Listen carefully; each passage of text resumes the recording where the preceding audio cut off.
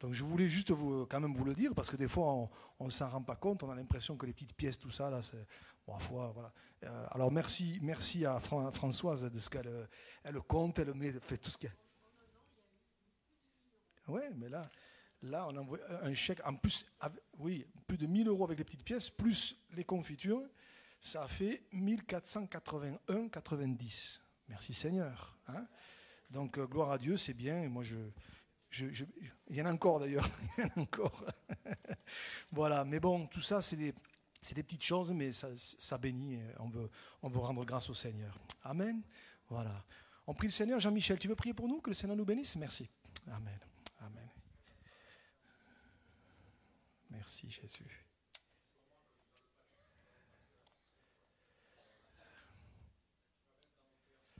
Amen. Amen.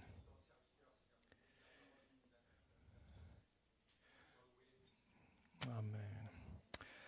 Amen. Amen. Voilà, on va chanter 3 chœurs ensemble cet après-midi. Après, je laisserai la place à Patrick qui va nous apporter ce que Dieu a mis sur son cœur. Alors, les 3 chants, vous allez voir, vont dans le même sens. C'est un petit peu la trame de ces 3 chants qui nous parlent de la croix. Voilà. On ne veut pas s'habituer à la croix. Et ce premier chant, on le connaît, au moins le refrain, on le connaît par cœur. Jésus, par ton sang précieux, enlève mon iniquité. Blanc, plus blanc que neige, lavé dans le sang de l'agneau, je serai plus blanc que la neige. Amen. Voilà, on va encore réaliser cet après-midi l'efficacité du sang de Jésus et on veut le bénir pour cela. Amen. On le prend ensemble? Allez. Jésus, par ton sang précieux, enlève mon iniquité. Regarde-moi du haut des cieux, dis-moi que tu m'as pardonné. J'ai longtemps erré, cœur rebelle, mais j'entends ta voix qui m'appelle. Au pied de ta croix maintenant, tout confus, brisé, je me rends. Blanc, plus blanc que neige, blanc, plus blanc que neige, lavé dans le sang de l'agneau, je serai plus blanc que la neige. Oh, le fardeau de mon péché, Dieu très saint est trop grand pour moi. Je veux en être délivré, à cette heure, oh, révèle-toi. Jésus, viens, sois ma délivrance, seul tu peux calmer ma souffrance. Au pied de ta croix maintenant, tout confus, brisé, je me rends. Blanc, plus blanc que neige, blanc, plus blanc que neige, lavé dans le sang de l'agneau, je serai plus blanc que la neige. Ô Jésus, ton sang précieux a lavé mon iniquité. Oui, tu m'as répondu des cieux, ton amour m'a tout pardonné. Je te contemplais, je puis croire qu'en toi j'ai complète victoire. Au pied de ta croix maintenant, je me relève triomphant. Blanc, plus blanc que neige, blanc, plus blanc que neige, lavé dans le sang de l'agneau, je serai plus blanc que la neige. Une dernière fois, blanc, blanc, plus blanc que neige, blanc, plus blanc que neige, lavé dans le sang de l'agneau, je serai plus blanc que la neige. Amen, amen, alléluia. Quand Jésus nous regarde, il ne nous voit plus comme ce que nous étions, il nous voit au travers du sang de Jésus. Amen, amen. Cet autre chant, là aussi ça va un petit peu dans le même sens, car Dieu a tant aimé le monde qu'il a donné son Fils unique, voilà. Et là encore, ce chant nous dit, par ton sang précieux, alléluia, tu m'as lavé, tu m'as restauré. On veut encore le proclamer. Je ne veux pas m'habituer à la croix. Je veux pas... Aujourd'hui, on parle de beaucoup de choses et des fois, l'essentiel, on le met de côté. On veut parler de la croix encore, hein, au travers de ces chants. Amen.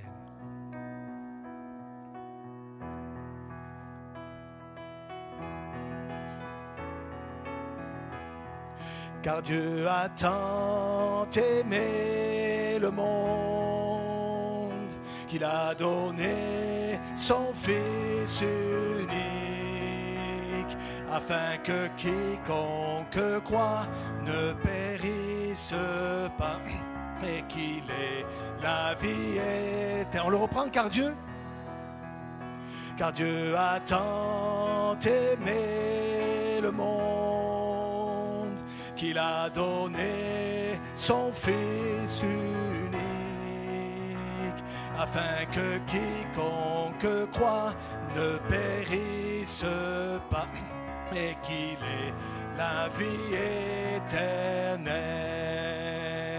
Je regarde à la croix, je regarde à Jésus seul, car son amour m'a restauré, son amour m'a libéré.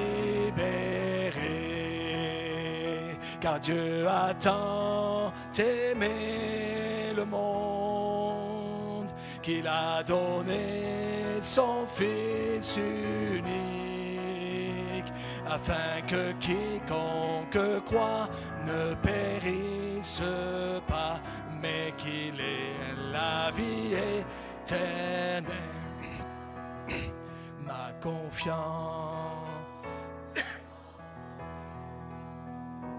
Ma confiance est dans sa parole, car par sa grâce il m'a franchi, par sa grâce il me remplit. Car Dieu a tant aimé le monde qu'il a donné son Fils unique, afin que quiconque croit ne périsse pas, mais qu'il ait la vie éternelle. Par son sang précieux, il m'a libéré pour la gloire de son saint nom. J'abandonne ma vie pour l'amour de Christ, sa grâce m'a sauvé. Par son sang précieux, il m'a libéré pour la gloire de son saint nom. J'abandonne ma vie pour l'amour de Christ, sa grâce m'a sauvé. Car Dieu a tant aimé le monde qu'il a donné son Fils unique, afin que quiconque croit ne périsse pas, mais qu'il ait la vie éternelle. Amen, amen. Seigneur, jamais je veux oublier la croix. Nous ne voulons pas, Seigneur, oublier ce que tu as fait pour nous, tes pieds, tes mains percés. Et je veux te bénir pour ton sang précieux qui a coulé, Seigneur. Au-delà de tout le reste, Seigneur, ce que je veux me souvenir, c'est de la croix de Jésus qui est toujours debout. Seigneur, tu es vivant, tu es mort mais ressuscité. Et nous bénissons le Tout-Puissant, le Glorieux, celui qui va revenir chercher son Église. À toi soit la gloire cet après-midi. Merci pour ces moments. Béni sois-tu, Jésus. Alléluia, alléluia. Alléluia. Jésus.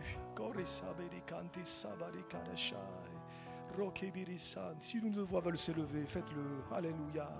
Te bénissons pour la croix. Merci Jésus. Merci Seigneur.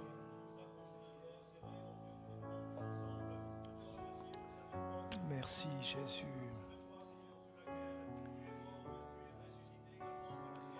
Merci Jésus. Merci Jésus. Alléluia. Rakabarabababa isonta kadashta barasta. Sore kabaricha barasanta kadabarasta baras. Sore kabababa shai.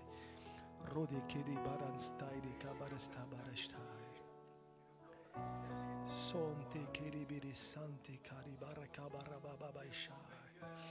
Sore kedi biri chabara sobara kedi biri chabara sai. Sore kabara chabara stabarasta. Sore kedi biri chabara sabara barashta baraso. Sante kedi biri chai. Sore kedi biri chai. Merci Seigneur, merci Jésus, merci Jésus. Amen. Amen, amen. Merci Jésus. Sabare kiribiricha. Amen. Tu m'aides sur celui-là.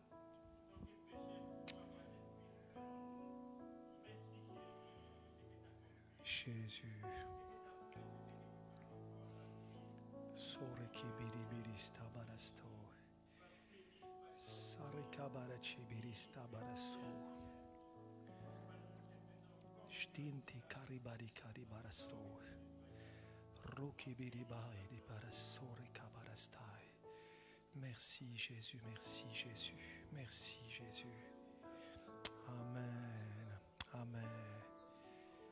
Merci Jésus. Merci Jésus.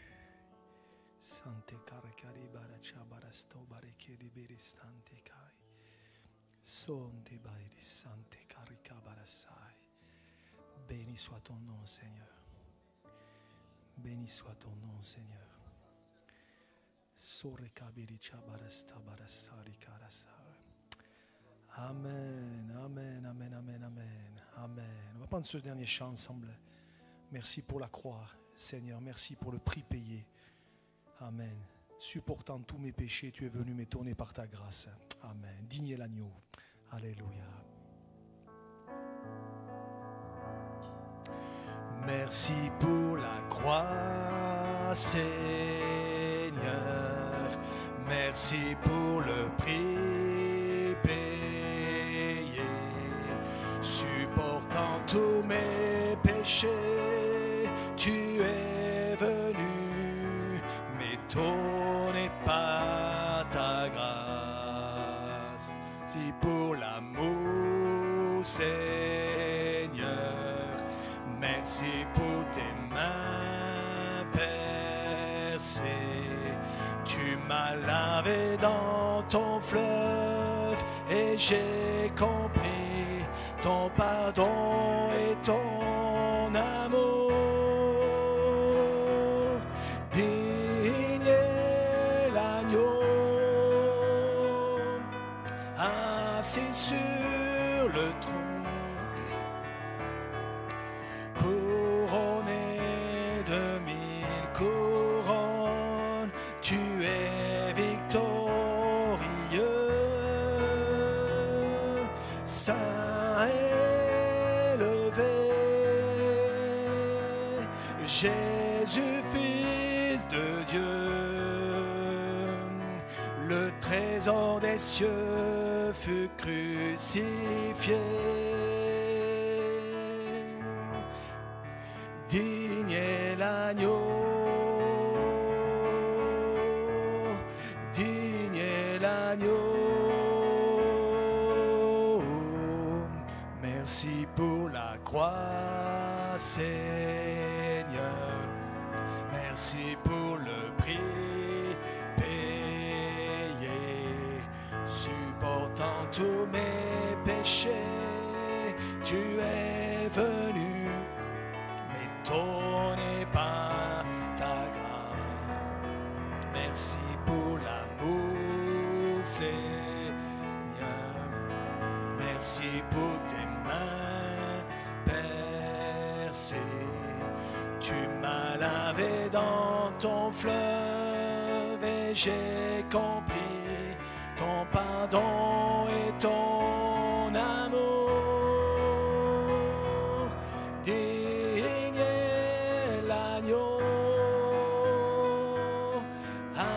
assis sur le trône,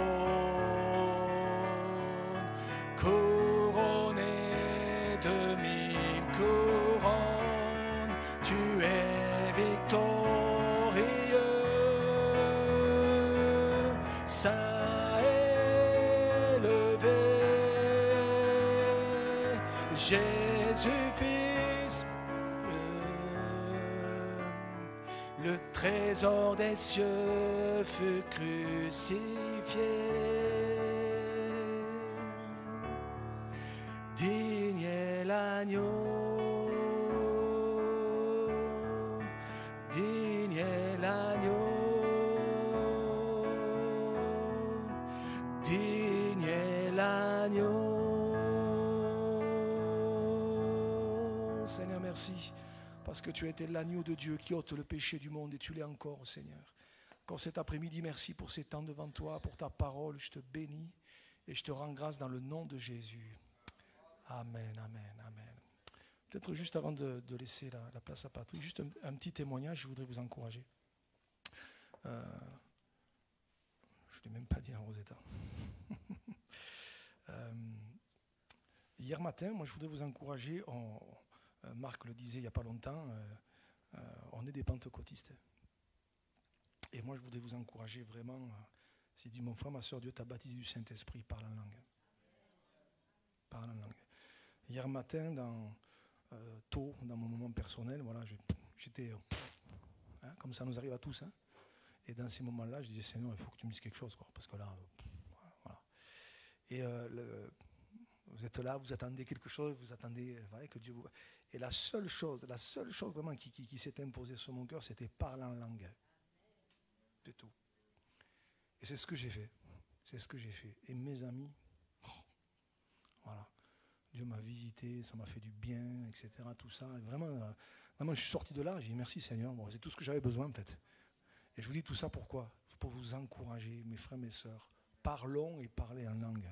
Celui qui parle en langue, il s'édifie. Voilà. On est des pentecôtistes, on ne le dira jamais assez. Il faut parler de la croix, c'est le plus important, mais il faut parler du baptême du Saint-Esprit, de parler en langue, etc. Donc je vous encourage. Voilà. Allez, que Dieu te bénisse, Patrick.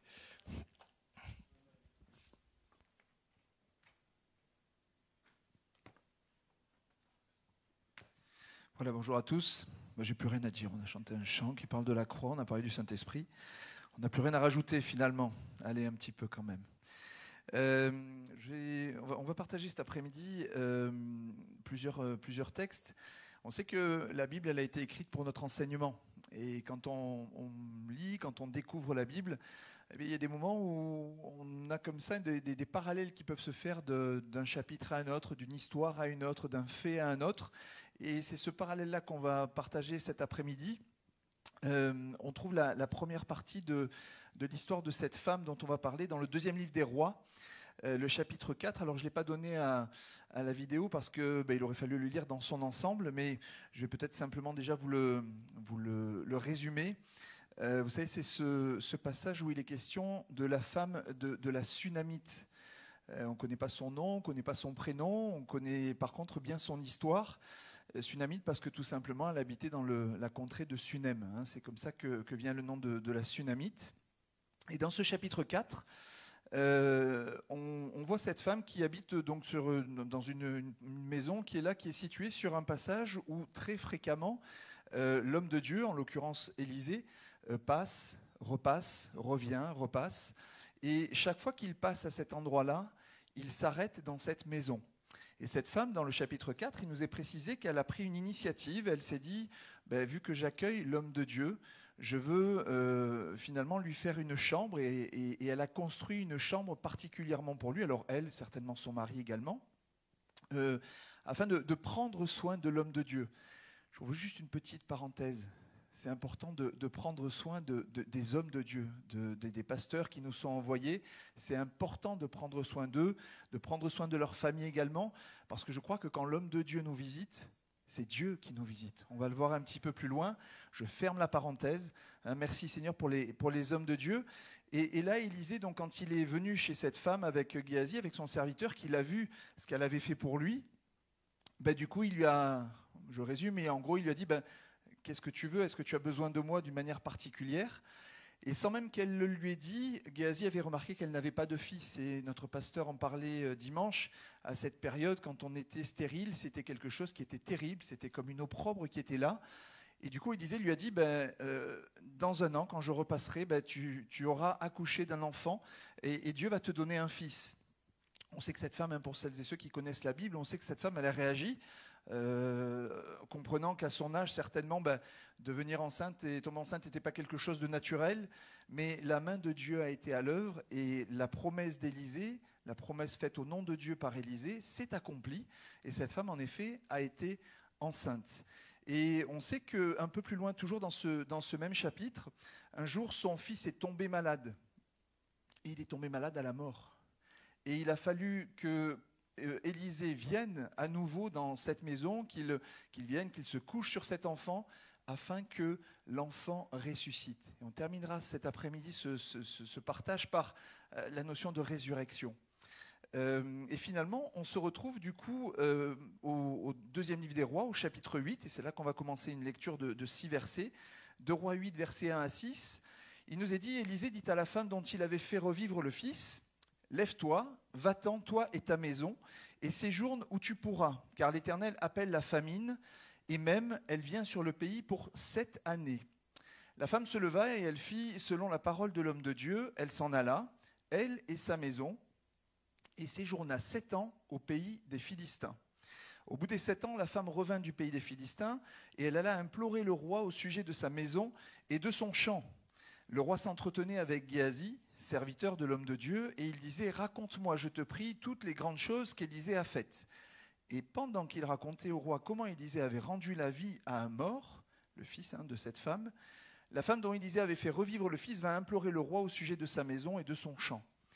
Géasi dit « Au roi, mon seigneur, voici la femme et voici son fils qu'Élisée a fait revivre. » Le roi interrogea la femme et elle lui fit le récit. Puis le roi lui donna un eunuque auquel il dit « Fais restituer tout ce qui appartient à cette femme avec tous les revenus du champ depuis le jour où elle a quitté le pays jusqu'à maintenant. » Et je crois qu'on peut dire Amen. C'est un miracle de la part de Dieu qu'après ce temps de 7 années de famine, elle récupère son champ, mais même le fruit de son champ. Et quand je relisais ce texte, ça m'a fait penser à une autre situation de famine. Celui de Naomi et d'Elimelech dans le livre de Ruth. Et on va lire les 2 premiers versets du livre de Ruth, chapitre 1er, versets 1 et 2. Il nous est précisé là, du temps des juges, il y eut une famine dans le pays. Un homme de Bethléem, de Juda, partit avec sa femme et ses 2 fils pour faire un séjour dans le pays de Moab. Le nom de cet homme était Elimelech, celui de sa femme Naomi, et ses 2 fils s'appelaient Machlon et Kiljon. Ils étaient Éphratiens de Bethléem de Juda, arrivés au pays de Moab. Ils y fixèrent leur demeure. Et je me disais en pensant à ces 2 situations de famine qu'elles étaient finalement assez similaires. Elles peuvent en tout cas paraître similaires au premier abord. Une famine finalement comme il pouvait y en avoir en ce temps-là, et je ne dirais même pas que en ce temps-là. Je crois qu'aujourd'hui, on entend de par le monde que des famines sévissent, qu'il y a des endroits dans le monde où on ne mange pas à sa faim. Mais plus encore que ne pas manger à sa faim, je crois qu'il y a une famine spirituelle, il y a une famine d'espérance, il y a une famine de délivrance. Il y a là comme une mainmise et de plus en plus de la part de l'ennemi de notre âme, de Satan, du prince de l'air sur ce monde, et qui l'amène à un vrai désert et une vraie famine spirituelle. Et combien on a besoin de prier pour que Dieu puisse agir, pour que le Saint-Esprit puisse se mouvoir, pour que le Saint-Esprit puisse agir. Le petit détail qu'il y a dans ces deux situations, mais qui a une importance capitale, quand on lit ces versets, c'est que finalement, quand il est question du livre de Ruth, il est question du choix d'un homme et d'une femme. Il est question du choix d'Elimelech et du choix de Naomi, suite à une situation de famine rencontrée, de décider de partir. Et parallèlement, la situation de la Sunamite, on l'a lu, est très différente. C'est l'homme de Dieu qui vient la rencontrer et qui lui dit en la rencontrant, il va y avoir une période de famine, il faut désormais que tu quittes la région dans laquelle tu es. Et je crois que finalement, il est important pour nous de regarder ce qui se passe dans la suite de chacune de ces histoires, dans chacun de ces récits, la suite que cela va donner. Et comme quoi que la décision de départ, elle a toujours une importance capitale pour la suite. Quand on prend l'histoire de Naomi, on ne va pas lire tout le livre de Ruth, je vais vous le résumer là aussi, mais on voit que Élimélec, son mari, va décéder. On voit rapidement ensuite qu'après s'être marié, que ses fils aient été mariés à Ruth donc et à Orpa, eh bien, les deux fils, Machlon et Kiljon, vont également décéder. Bref, tout va mal pour Naomi. Elle a pris la décision avec son mari de quitter finalement le pays de Bethléem. On le sait, Bethléem, ça veut dire la maison du pain. Elle a décidé de quitter la maison dans laquelle il y avait du pain malgré la famine, parce qu'il n'y a pas que le pain physique, il y a aussi le pain spirituel, le pain de l'Esprit de Dieu. Et finalement, dans la décision qu'elle a prise, elle a entraîné catastrophe sur catastrophe, difficulté sur difficulté. Et à l'inverse, on voit la décision, en opposition à la décision personnelle, on voit la décision de l'homme de Dieu, finalement la décision de Dieu, donnée au travers d'Élisée, pour la Sunamite. Elle, la Sunamite, elle écoute la parole reçue de Dieu et elle va obéir. Non pas à ce qu'elle pense être bien pour elle, mais simplement, elle va obéir à ce que va lui dire le prophète. On pourrait se dire, tu es bien gentil, Élisée, mais tu es en train de me dire de partir 7 ans au pays des Philistins, c'est le peuple, l'ennemi juré finalement du peuple d'Israël. Pourquoi aller chez les Philistins? Pourquoi à un moment donné aller passer 7 années dans une situation difficile, dans un endroit où de toute façon je ne serai pas accueilli, je ne serai pas dans mon pays? Pourquoi y aller? Qu'est-ce que c'est que ce plan, Seigneur, que l'homme de Dieu m'apporte de partir 7 années dans un endroit où je vais être au milieu là, de mes ennemis? Et pourtant, elle se lève et elle obéit. De son côté, Naomi, elle, finalement, elle arrive un peu au bout du bout. Quand on parcourt le livre de Ruth, on se rend compte que finalement, elle se décide à un moment donné à penser à rentrer chez elle, à rentrer à nouveau à Bethléem. Et la parole dit, parce qu'elle a entendu qu'il y avait à nouveau de quoi se nourrir à Bethléem.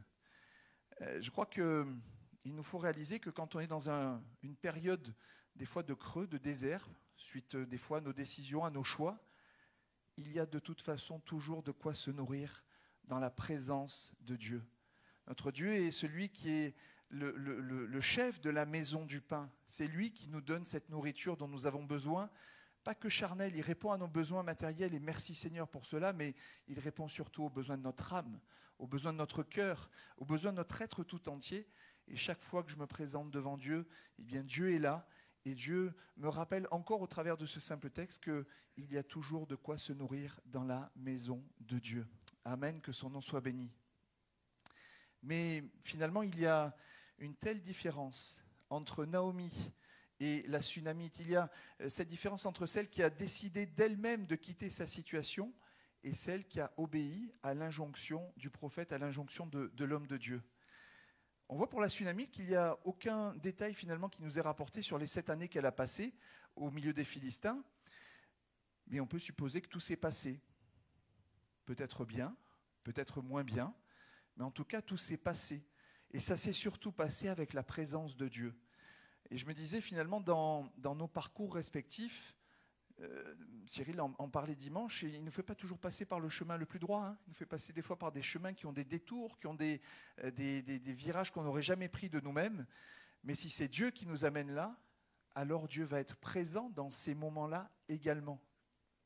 Et son retour finalement quand elle rentre au pays, il nous montre que Dieu a non seulement veillé sur elle, chez les Philistins, mais aussi sur son héritage, sur ce qu'elle avait, sur ses avoirs. Et le roi va non seulement la réhabiliter dans son ancienne possession, on l'a lu, mais en plus, il va lui donner le fruit de ses terres pendant ses années d'absence. C'est ce qu'on a lu au verset 6.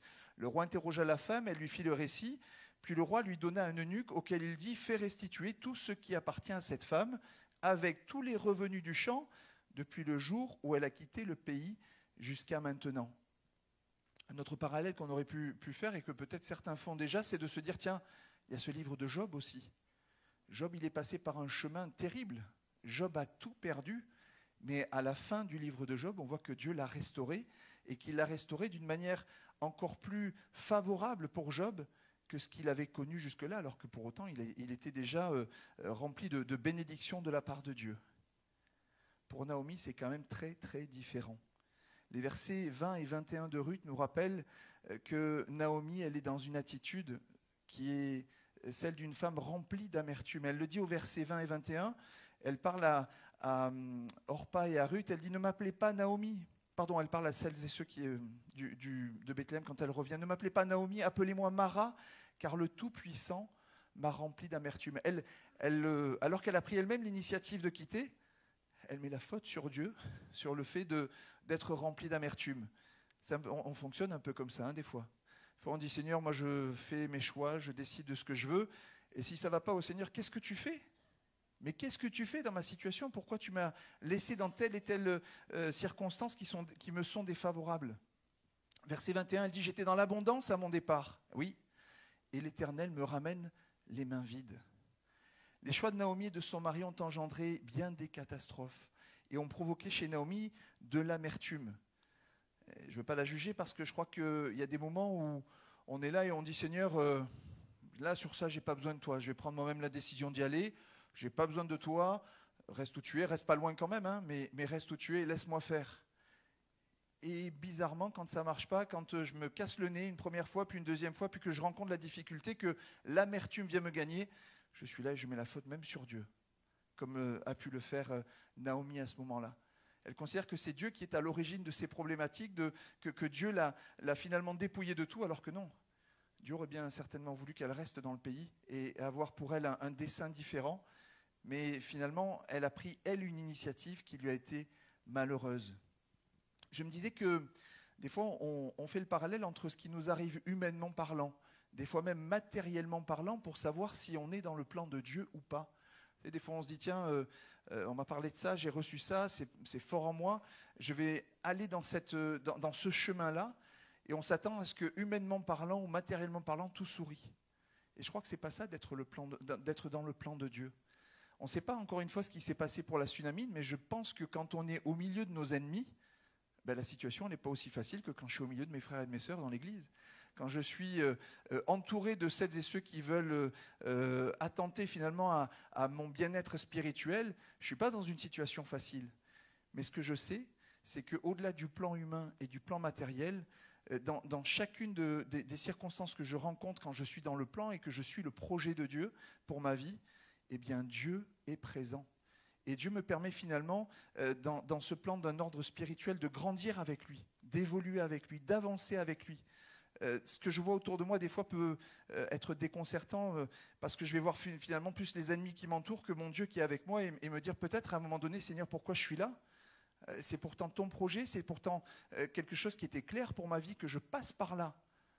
Et pourtant, ce qui m'environne va pas dans le bon sens finalement. Je voudrais nous rappeler que Dieu, il veut être avec nous chaque jour.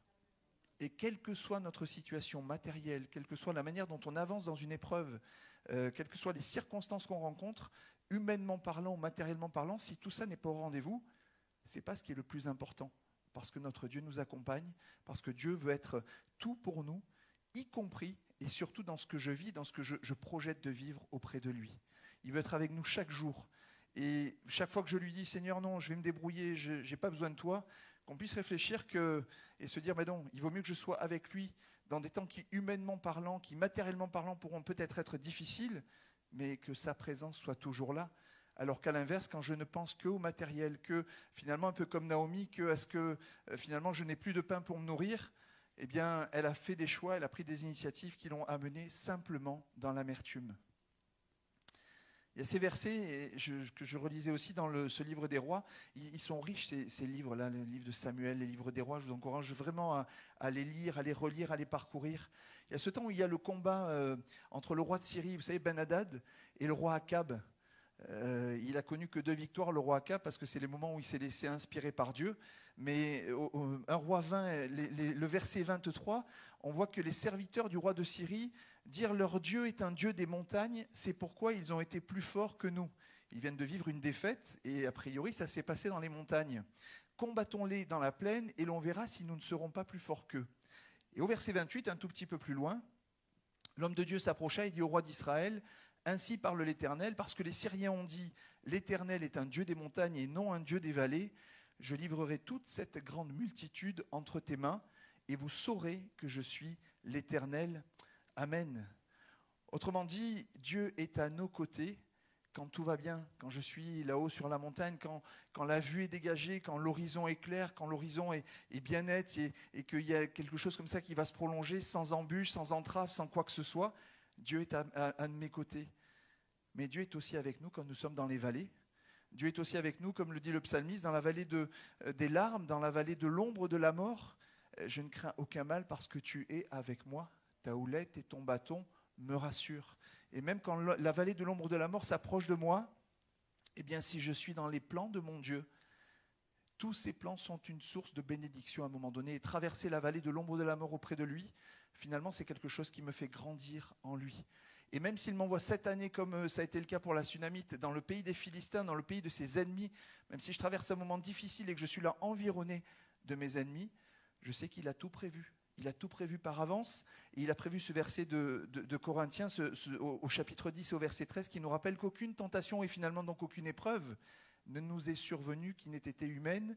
Et Dieu, qui est fidèle, ne permettra pas que vous soyez tentés au-delà de vos forces. Mais avec la tentation, il préparera aussi le moyen d'en sortir afin que vous puissiez la supporter. Amen. Amen. Notre Dieu est celui qui ne va pas aller au-delà de ce que nous avons comme capacité, même accompagné par lui. Et à un moment donné, même si je suis dans une situation difficile, Dieu la connaît, ma situation. Si je suis dans une circonstance compliquée parce que c'est son plan, c'est son projet, eh bien Dieu est toujours là et Dieu va m'aider et Dieu va m'en faire sortir à un moment donné. Il ne va rien faire qui soit au-delà de mes forces. Être dans le plan de Dieu, c'est être au creux du rocher, c'est grandir avec Dieu, c'est choisir non pas notre propre destinée, mais la destinée que Dieu veut pour chacune de nos vies. Chacun de nos projets, il nous faut les lui soumettre, il nous faut vivre la difficulté sans connaître dans ce cas-là l'amertume, parce que l'amertume ne sera pas là, parce que nous aurons toujours la présence de Dieu avec nous, à nos côtés et en nous. Ce n'est pas de l'amertume, notre Dieu n'est pas un Dieu d'amertume. Notre Dieu est un Dieu d'amour, on l'a chanté tout à l'heure, un Dieu de paix, un Dieu de bonté, un Dieu d'amour. On ne donne pas son Fils comme ça, mourant sur le bois de la croix, en étant à l'origine de l'amertume qu'on veut générer chez quelqu'un. Non, on veut générer le pardon, on veut générer de l'amour également, et et notre Dieu veut le meilleur pour chacune de nos vies. Il y a bon nombre d'exemples dans la Bible où des hommes de Dieu sont passés par des moments difficiles. On ne va pas rentrer dans trop de détails, mais si on pense ne serait-ce qu'à Joseph, Joseph, il a connu des temps qui étaient terribles à l'échelle humaine. Mais Dieu l'a réhabilité, Dieu l'a restauré, Dieu l'a amené dans le plan qu'il avait prévu pour sa vie. Et pour autant, Joseph n'a pas montré, c'est pas relaté dans la Bible, le moindre soupçon d'amertume. Joseph était certainement à des moments circonspects, des fois dans le doute, des fois dans le questionnement, mais jamais dans l'amertume parce que Dieu était présent dans chacune des étapes de sa vie. Alors que se passe-t-il pour cette pauvre femme, cette pauvre Naomi qui est remplie là d'amertume? Et je me dis finalement, il y a une grâce parce que quand on lit la fin du livre de Ruth, Dieu agit et Dieu est grâce sur grâce.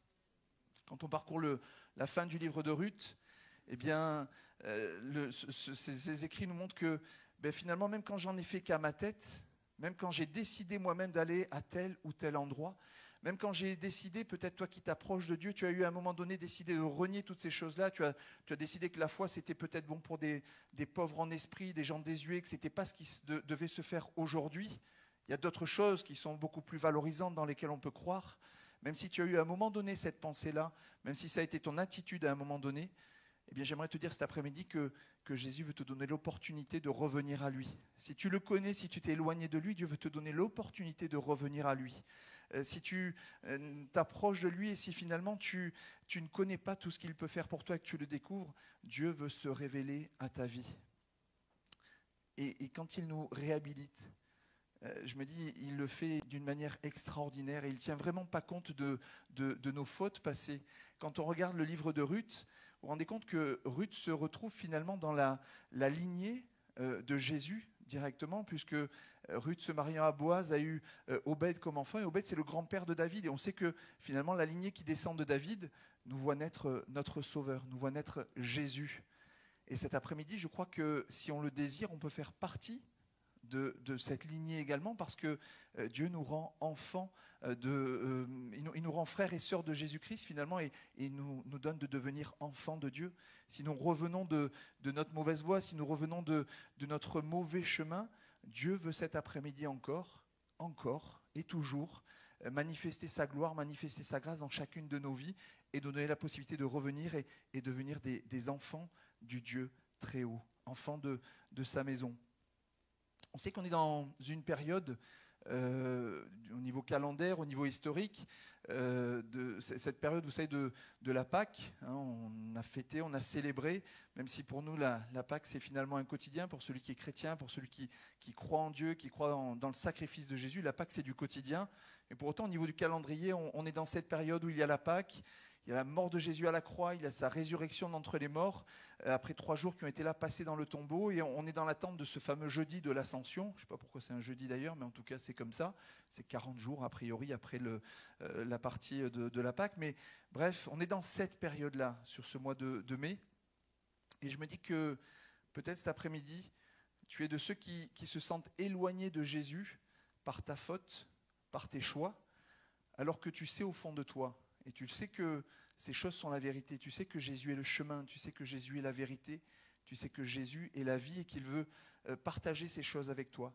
Tu sais que finalement, dans ce qu'on partage là cet après-midi, bien de la même manière que Dieu a réhabilité Naomi, de la même manière que Dieu a réhabilité Ruth, eh bien, il veut également te réhabiliter. Mais je crois qu'au-delà de la réhabilitation, il y a ce terme de la résurrection. Et je crois que finalement, venir à Dieu, venir à Christ, c'est vivre réellement une résurrection. Passer de notre vie misérable, d'une vie de mort finalement, à une vie de lumière, se voir insuffler un nouveau souffle de vie. Et je voudrais partager avec vous, et ce sera le dernier texte qu'on prendra, ce texte des évangiles dans Jean au chapitre 11. On va lire à partir du verset 32. Il est la question, vous savez, de ce temps où Lazare est mort et où Jésus va ressusciter avec la grâce de Dieu, avec la grâce de son Père, il va ressusciter Lazare. Au verset 32, il nous est dit, lorsque Marie fut arrivée là où était Jésus et qu'elle le vit, elle tomba à ses pieds et lui dit, Seigneur, si tu eusse été ici, mon frère ne serait pas mort. Jésus, la voyant pleurer, elle et les Juifs qui étaient venus avec elle, frémit en son esprit et fut tout ému. Et il dit, où l'avez-vous mis ? Seigneur, lui répondirent-ils, viens et vois. Il y a là ce verset le plus court de la Bible. Jésus pleura. Sur quoi les Juifs dirent, voyez comme il l'aimait. Et quelques-uns d'entre eux dirent, lui qui a ouvert les yeux de l'aveugle, ne pouvait-il pas faire aussi que cet homme ne mourût point ? Jésus, frémissant de nouveau en lui-même, se rendit au sépulcre. C'était une grotte et une pierre était placée devant. Jésus dit, ôtez la pierre. Marthe, la sœur du mort, lui dit, Seigneur, il sent déjà, car il y a 4 jours qu'il est là. Jésus lui dit, ne t'ai-je pas dit que si tu crois, tu verras la gloire de Dieu. Ils ôtèrent donc la pierre et Jésus leva les yeux en haut et dit, Père, je te rends grâce de ce que tu m'as exaucé. Pour moi, je savais que tu m'exauces toujours, mais j'ai parlé à cause de la foule qui m'entoure, afin qu'ils croient que c'est toi qui m'as envoyé.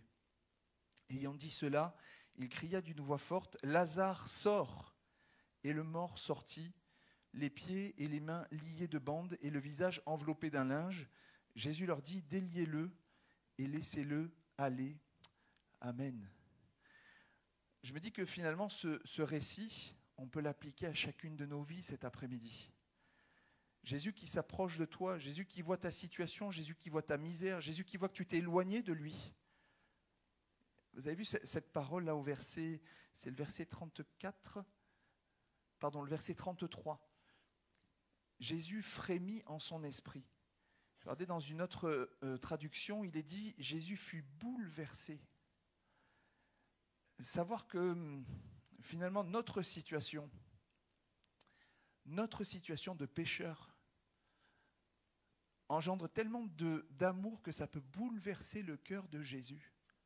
Et encore cet après-midi, Jésus est bouleversé de voir ta vie, de voir ta situation, de voir les circonstances de ta vie. Et Jésus pleure encore cet après-midi. Est-ce qu'on réalise toujours les larmes de Jésus ? Est-ce qu'on a toujours conscience que Non seulement c'est un acte d'amour, mais c'est un acte de combat pour Jésus. Jésus va ressusciter Lazare avec la grâce de Dieu son Père, avec la puissance de Dieu. Et Jésus veut encore cet après-midi te ressusciter. Jésus veut cet après-midi que tu puisses passer de la mort à la vie, que tu puisses t'approcher tout à nouveau de lui si tu t'es éloigné de lui.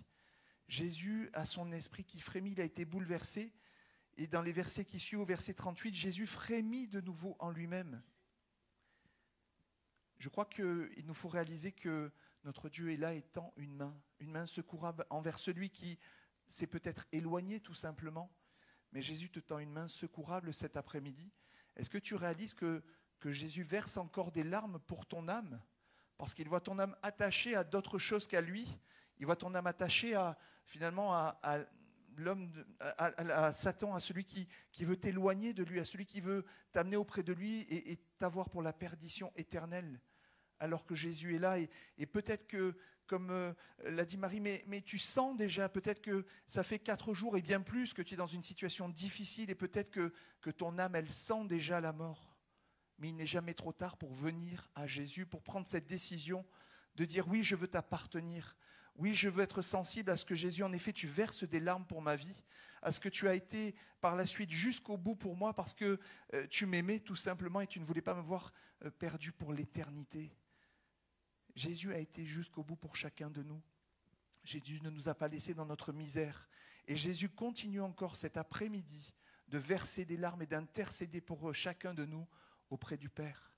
Peut-être qu'on incline nos fronts, qu'on prenne un temps pour prier, pour se présenter devant notre Dieu tel que nous sommes et pour lui demander vraiment que réellement notre esprit puisse être ouvert à son œuvre, que mon cœur puisse réaliser que le cœur de Jésus pleure, que Jésus verse des larmes parce que je ne lui appartiens pas, que Jésus verse des larmes parce que je suis loin de lui, que Jésus verse des larmes et frémit en son esprit, qu'il est bouleversé par rapport à chacune de nos propres vies, nous qui ne méritons rien. Qu'est-ce qu'on va en faire cet après-midi? Qu'est-ce qu'on va faire de ce que Jésus a manifesté à ce moment et qu'il manifeste encore au travers de son esprit? Est-ce que je vais laisser cela de côté? Est-ce que je vais laisser Jésus gagner mon cœur? Est-ce que je vais lui dire, oui Seigneur, je viens, oui Jésus, je viens parce que je réalise que, Seigneur, en effet, tu pleures pour mon âme et tu pries pour mon âme. On est peut-être dans une situation de mort spirituelle clinique, mais il n'est pas encore trop tard. Peut-être que ton âme sent déjà depuis plusieurs jours, depuis plusieurs semaines, depuis plusieurs années, parce que tu n'as jamais pris la décision de t'approcher de Dieu. Peut-être que tu sens que tu t'es éloigné de lui, mais Jésus est bouleversé au sein de son cœur de savoir que tu t'es éloigné de lui. Il a ce désir de te sauver. Quand un ami pleure à notre sujet, on ne reste pas insensible, on va voir pourquoi il pleure, on va vers lui. Jésus est le véritable ami et il attend de toi cet après-midi que tu t'approches de lui. Seigneur, merci. Merci pour l'œuvre de la croix, Seigneur. Merci parce que tu as connu des sentiments qui sont des sentiments humains, Seigneur, et tu y as intégré, Seigneur, Seigneur, tout ton esprit, Seigneur, et ma prière cet après-midi, c'est que pour chacune de nos vies, nous puissions réaliser que tu as pleuré pour nous et tu continues de pleurer pour nous. Tu as intercédé pour nous et tu continues d'intercéder, Seigneur, et que par amour, Seigneur, tu as encore bouleversé cet après-midi de voir la situation de l'un, de l'autre, de celui qui s'est éloigné de toi et que tu veux reprendre, pour lequel tu ouvres des bras encore d'amour, des bras remplis de grâce pour qu'il puisse revenir à toi. Mais je te prie, Seigneur, particulièrement pour celle et celui qui ne te connaît pas, qui n'a pas fait ce pas, Seigneur, de te donner tout son cœur et de dire oui, je sais, Jésus, que tu as pleuré pour ma vie, tu as pleuré sur ma vie et je veux m'approcher de toi et je veux te dire oui, Seigneur, je te reçois comme mon sauveur, je te reçois comme mon Seigneur, comme celui qui a tout accompli pour ma propre vie, pour que je ne sois pas perdu pour l'éternité. Alors cet après-midi, je te prie, Seigneur, que tu puisses vraiment convaincre, Seigneur, de justice, de péché, Seigneur, de jugement, Seigneur, parce que le jugement vient, nous le savons. Merci, Seigneur, de ce que ta parole nous le rappelle, Seigneur. Le jugement vient. Jésus va revenir. Il va revenir chercher les siens. Que nous soyons tous dans son peuple. Que nous soyons tous dans celles et ceux qui sont rachetés, celles et ceux qui sont élus et qui le rejoignent pour l'éternité. Peut-être simplement cet après-midi te donner la possibilité de dire oui, Jésus, je sais que tu pleures pour ma vie et je veux m'approcher de toi. Je ne veux pas te laisser simplement continuer à pleurer pour moi. Je veux m'approcher de toi et répondre à ce que je ressens comme étant frémissant en moi, comme étant bouleversant dans ma vie. Peut-être que tu as ce désir de venir à Dieu simplement, tel que tu es, tel que tu es. Tu sens certainement déjà, mais Dieu veut balayer tout cela. Dieu veut te donner un nom nouveau. Dieu veut te donner un vêtement nouveau, un vêtement blanc. On l'a chanté. Alors cet après-midi, si c'est le cas, peut-être simplement que tu puisses te tenir debout à ta place, que tu puisses te lever à ta place si tu as ce désir de t'approcher de Dieu, de recevoir Jésus comme ton sauveur. Et on va prier. Si tu veux revenir à lui, si tu sens que le chemin que tu as pris, tu l'as pris tout seul, eh bien que peut-être là aussi tu puisses te tenir debout à ta place afin qu'on puisse prier. Dieu veut encore accueillir cet après-midi. Dieu veut encore accueillir cet après-midi. Alléluia. Alléluia. Jésus. Merci Seigneur. Merci Jésus parce que tu pleures Seigneur et que tu prends soin de nous, tu te soucies de nous pour l'éternité. Oh, que ce ne soit pas simplement une démarche de se lever, mais que ça puisse nous donner d'aller plus loin auprès de Dieu. Plus loin auprès de Dieu. Alléluia. Tant se sont levés, je ne vais pas attendre plus longtemps pour prier. Seigneur, je te prie pour celles et ceux qui sont là debout, Seigneur, et qui réalisent dans leur cœur qu'ils ont besoin de revenir à toi ou de venir simplement à toi. Mon Dieu, que ce ne soit pas simplement une posture, une attitude, Seigneur, mais que profondément, Seigneur, ils soient émus comme toi, tu as été ému de compassion pour chacun de nous. Tu as été ému de compassion et tu as toujours manifesté de l'amour, Seigneur, pour nous. Un tel amour que tu t'es donné à la croix. Seigneur, merci parce que le Père t'a ressuscité d'entre les morts. Tu as vaincu la mort. Je te prie pour celles et ceux qui sont là, qui se tiennent debout, afin que tu puisses vraiment les bénir, que tu puisses leur donner d'aller plus loin avec toi. Seigneur, il y ait cette décision de prise, de dire je veux m'engager à toujours tenir compte de Dieu dans mes projets, à le mettre en premier dans mes projets. Et je veux également m'approcher de lui. Je veux changer, je veux me repentir de mes fautes, revenir à la maison du pain, parce qu'à la maison du pain, il est pourvu pour toi. Merci Jésus de ton œuvre, merci de la croix, merci de ton amour, Seigneur. Je te bénis, Seigneur, que Dieu vous aide, que Dieu vous accompagne dans ces temps. Et ne vous en arrêtez pas là, allez plus loin auprès de lui. Amen.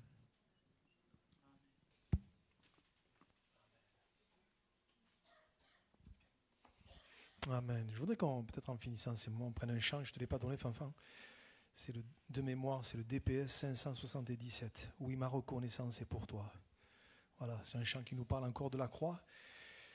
Et il y a cette strophe qui dit, et moi ça me touche chaque fois qu'on le prend, tu n'as pas attendu que je sois parfait. Heureusement, hein.